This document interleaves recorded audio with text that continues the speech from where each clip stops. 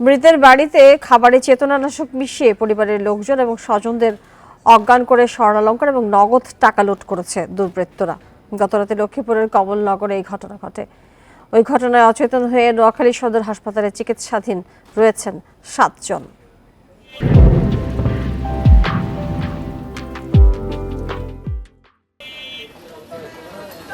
খাবারে চেতনানাশকের প্রভাবে মঙ্গলবার সকালে 250 শয্যা নোয়াখালী জেনারেল হাসপাতালে ভর্তি হন 7 জন। রোগীর স্বজনরা জানান, সোমবার লক্ষ্মীপুরের কমলনগরের চরবসু গ্রামে একজনের দাফনে যোগ দিতে গিয়ে ইসমাইল মিয়ার বাড়িতে ওঠেন নোয়াখালী সদরের আবু জাকেরের পরিবারের সদস্যরা। সেখানে অপরিচিত এক নারী মোবাইল ফোনে চার্জ দেওয়ার কথা বলে ওই বাড়িতে যায়।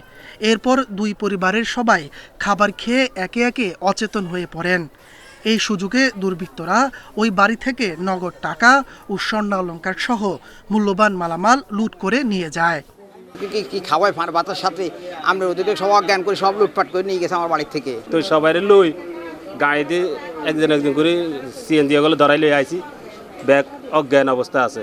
ভর্তি রোগীদের খাবারের সাথে চেতনানাশক মেশানো হয়েছে বলে ধারণা চিকিৎসকদের। আননোন পয়জনিংয়ে আক্রান্ত কিছু রোগী আমাদের এখানে এসেছে, তাদের সংখ্যা সম্ভবত 7। তো আসার পর তাদেরকে অচেতন অবস্থায় পাওয়া যায়। এর পরবর্তীতে আমরা তাদেরকে চেক করি এবং তাদেরকে পরবর্তীতে উন্নত চিকিৎসার জন্য আমরা তাদেরকে ওয়ার্ডে ট্রান্সফার করি।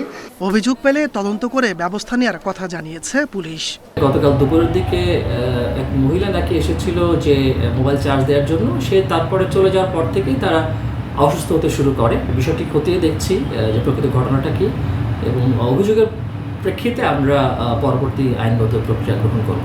এরই মাঝে রোগীদের অবস্থা উন্নতি হয়েছে বলে জানিয়েছেন চিকিৎসকরা। Independent news.